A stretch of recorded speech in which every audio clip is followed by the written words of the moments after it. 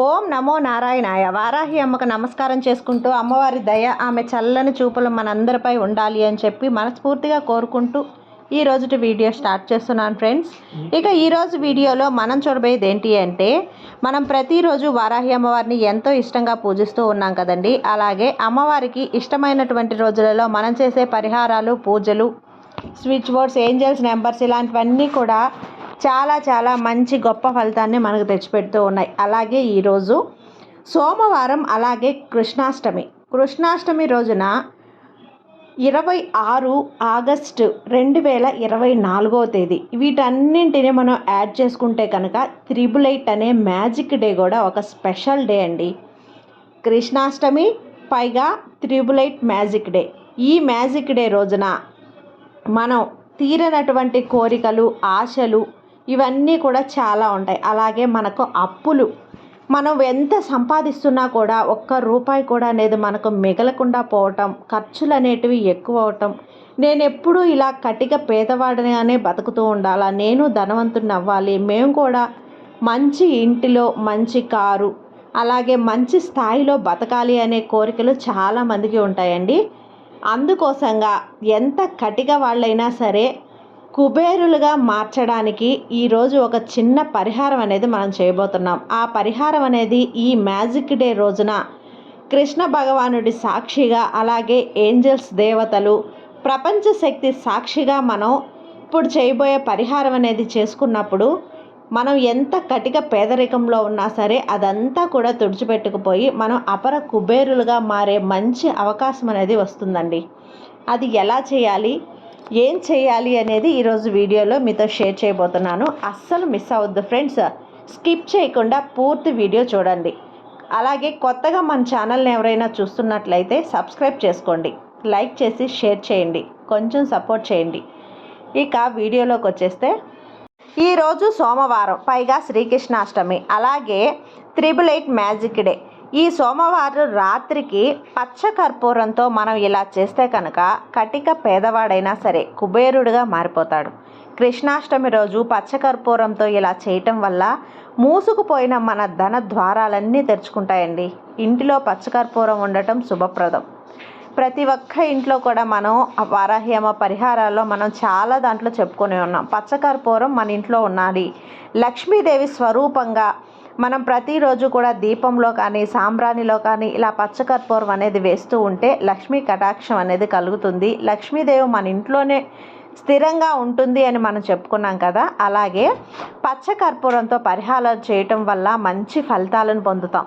పచ్చకర్పూరంతో హారతి ఇవ్వటం కానీ, ఇలా పచ్చకర్పూరం ధూపం ఇవ్వటం కానీ దేవతలు కూడా మనకు త్వరగా ప్రసన్నమవుతారు. అంతేకాకుండా పచ్చకర్పూరంతో హారతి ఇవ్వటం వల్ల దాని నుండి మనం మంచి సువాసన వస్తుంది కదండి. దానిని పీల్చడం వల్ల మంచి ఆరోగ్యం కూడా పొందుతాం. ఇందులో నుండి వచ్చే సువాసనకు లక్ష్మీదేవి మన ఇంటికి ఆకర్షితురాలవుతుంది. మన ఇంట్లోనే తిష్ట వేసుకొని కూర్చుందంటే నమ్మండి. కృష్ణాష్టమి రోజున పచ్చకర్పూరంతో ఒక పరిహారం చేస్తే మీ జీవితం అంతా మారిపోతుంది.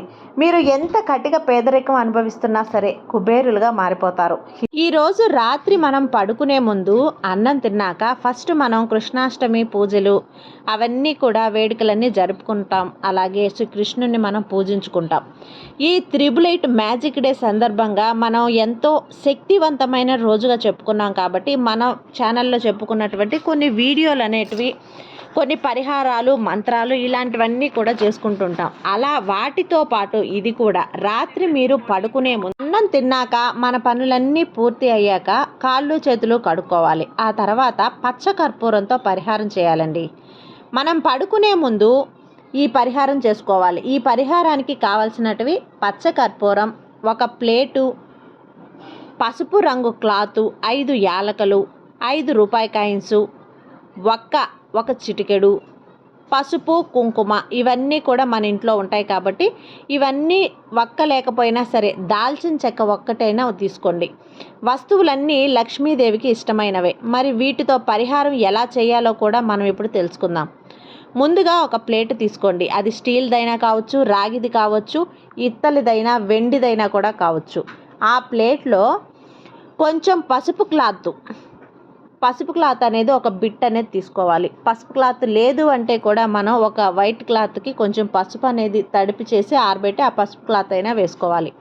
ఆ క్లాత్పై పసుపు కుంకుమలను వేసుకోవాలి చిటికెడు చిటికెడు. వాటిపై పచ్చకర్పూరం, మనం చిన్న డబ్బా అయినా ఉంటుందండి, మన ఇంట్లో లేకపోయినా సరే మన కిరాణా షాప్కి అప్పటికప్పటికైనా వెళ్ళి తెచ్చుకోవచ్చు. చిన్న ఒక మొక్క వచ్చేసి పచ్చకర్పూరం ఇంట్లోనే ఉంటుంది కాబట్టి పచ్చకర్పూరం మీ ఇంట్లో నెగిటివ్ ఎనర్జీని అంతా కూడా లాగేస్తుంది. పచ్చకర్పూరం మీ ఇంటికి పాజిటివ్ ఎనర్జీని పెంచుతుంది. పచ్చకర్పూరంతో ఆరోగ్య సమస్యలతో పాటు ఆర్థిక సమస్యలను కూడా మనం తొలగించుకోవచ్చు. తర్వాత పచ్చకర్పూరం ఎల్లో క్లాత్లో వేశాక 5 యాలకులు, పచ్చగా మంచిగా విరగకుండా మంచిగా ఉండే 5 యాలకులు తీసుకోవాలి. యాలకులు అంటే శ్రీ మహాలక్ష్మీదేవికి చాలా ఇష్టం. యాలక్కాయలను మనం ఆహార పదార్థాల్లో కూడా ఉపయోగిస్తాం కదా, ఆ యాలక్కాయలు అన్నమాట. ఆ యాలక్కాయలతో పరిహారం చేస్తే మీ ధన ఆదాయం అనేది కూడా పెరుగుతుంది. యాలక్కాయలు వేశాక ఒక వక్క కూడా అందులో వేయండి. వక్క లేదు అంటే ఒక దాల్చిన చెక్క అయినా వేయండి. చాలా శక్తివంతమైనది వక్క. ఇవి మీకు పట్టిన దరిద్రాన్నంతా కూడా తొలగిస్తాయని. ఇవన్నీ వేశాక చివరిలో 5 రూపాయి కాయిన్స్, 5 రూపాయి కాయిన్స్ అనేది మీ చేతిలో పట్టుకొని మీరు ఎదుర్కొంటున్న ఆరోగ్య సమస్యలను, ఆర్థిక సమస్యల గురించి చెప్పుకోండి. మీ మనసులో ఏదైనా కోరికుంటే కూడా చెప్పుకోండి. అమ్మవారితో చెప్పుకున్నాక 5 రూపాయి బిళ్ళలను ఎల్లో క్లాత్లో వేసి ఆ ప్లేట్ని మీ ఇంట్లో అన్ని గదుల్లో తిప్పండి. ఇలా తిప్పడం వల్ల మీ ఇంట్లో ఉన్న నెగిటివ్ ఎనర్జీ అంతా కూడా ఆ ప్లేట్లో ఉన్న వస్తువులు లాగేసుకుంటాయి. ఈ పరిహారం చేసే ముందు తలుపులు, కిటికీలు వేసేయాలి. ఆ తర్వాత ఈ పరిహారం మొదలుపెట్టండి. ఇక ప్లేటు ఇల్లంతా కూడా తిప్పి ఆ ప్లేటును అలా వంటగదిలో కానీ, హాల్లో లేదంటే బెడ్రూమ్లో కానీ ఒక మూలన పెట్టేయాలి. క్లాత్లో వేసినవన్నీ కూడా అలానే వదిలేసి మూట కట్టకూడదండి. ఆ ప్లేటుగా అలానే పెట్టేయాలన్నమాట. రాత్రంతా ఆ ప్లేట్ అలాగే ఉండాలి.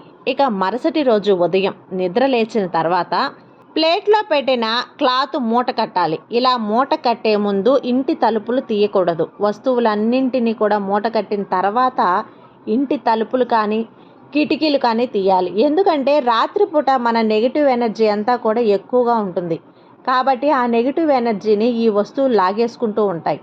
మీరు మూట కట్టకుండా తలుపులు తీస్తే కనుక నెగిటివ్ ఎనర్జీ అంతా కూడా బయటకు వెళ్ళిపోతుంది. మళ్ళీ రాత్రికి మీ ఇంట్లోకి ప్రవేశిస్తుంది. మీరు ప్రశాంతత లేకుండా చేస్తుంది. కాబట్టి ఈ వస్తువులన్నింటినీ మూట కట్టిన తర్వాత ఇంటి తలుపులు తీయండి. ఇప్పుడు ఆ మూటకు ఒక దారం కట్టి గుమ్మంపై మూటను కట్టాలి. మీ ఇంటి ద్వారం ఉంటుంది కదా, మెయిన్ డోరు, ఆ ద్వారానికి కట్టాలి. ఇంటి బయట వైపు ఉండే కిటికీకైనా సరే ఆ మూటను కట్టవచ్చండి. ద్వారం మాకు సరిగా లేదండి, హైట్ తక్కువగా ఉంది ఇలా అనుకున్నప్పుడు ఇంటి కిటికీకైనా కట్టండి. ఆ మూటలో వేసిన ప్రతి వస్తువు కూడా శక్తివంతమైందేనండి. ఇవన్నీ కూడా మీ ఇంట్లో గొడవలు జరగకుండా చూస్తూ మీకు డబ్బుకు లోటు అనేది లేకుండా చేస్తాయి. ఈ వస్తువులంటే లక్ష్మీదేవికి చాలా ఇష్టం. వీటిని ఈ కృష్ణాష్టమి రోజున ఇంటి గుమ్మానికి కట్టడం వల్ల లక్ష్మీదేవి మీ ఇంటికి ఆకర్షితురాలవుతుంది. మీ ఇంటి పేదరికం అంతా కూడా తొలగించేసి మిమ్మల్ని కుబేరులుగా చేస్తుంది. ఇక ఇంటి గుమ్మానికి కట్టిన మూటను ఎప్పుడు మార్చాలి అంటే 21 రోజులకు కానీ 41 రోజులకు కానీ ఈ మూటను మార్చాల్సి ఉంటుంది. 21 రోజుల తర్వాత ఇంటి గుమ్మానికి కట్టిన ఆ మూటను విప్పి పారేసి నీటిలో కానీ, పెద్ద కాలువలు ఉంటాయి కదా అలా కానీ పారేయండి.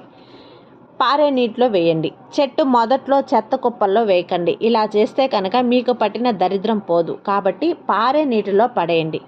క్లాత్ సహా మూటనంతా కూడా పడేసేయండి. అలా పడేసిన మీరు ఇంటికి తిరిగి వచ్చేయండి. ఈ మూటను మీ ఇంటికి ఉన్నంత వరకు మీ ఇంట్లో డబ్బు బాగా పొదుపైనట్లు, ఉన్న గొడవలు తగ్గుతున్నట్లు, మళ్ళీ ఆ మూటను మీరు కట్టుకోవచ్చా అంటే పచ్చకర్పూరంతో కృష్ణాష్టమి రోజు రాత్రి పరిహారం చేయటం వల్ల ఎంత కటిక పేదవాడైనా సరే కుబేరులుగా మారిపోతారు. కాబట్టి ఈ పనిని ప్రతి ఒక్కరూ చేసి మీకున్న దరిద్రాన్ని తొలగించుకోండి. లక్ష్మీదేవిని మీ ఇంటికి వచ్చేలా చేసుకొని ఆనందంగా జీవించండి. మీ జీవితంలో కలిగే మార్పులు అనేటివి తర్వాత మీకే తెలుస్తాయి. ఒక్కసారి ట్రై చేసి చూడండి ఫ్రెండ్స్. మన ఇంట్లో ఉన్న వస్తువులు, మనకు అందుబాటులో ఉన్న వస్తువులతో మనం ఒక చిన్న పరిహారం చేయటం వల్ల మన ఇంట్లో ఉన్న నెగిటివ్ ఎనర్జీని అంతటిని కూడా పోగొట్టుకొని మనకు ధన ఆదాయం కలిగించేటువంటి ఒక మంచి పరిహారం అంటారు.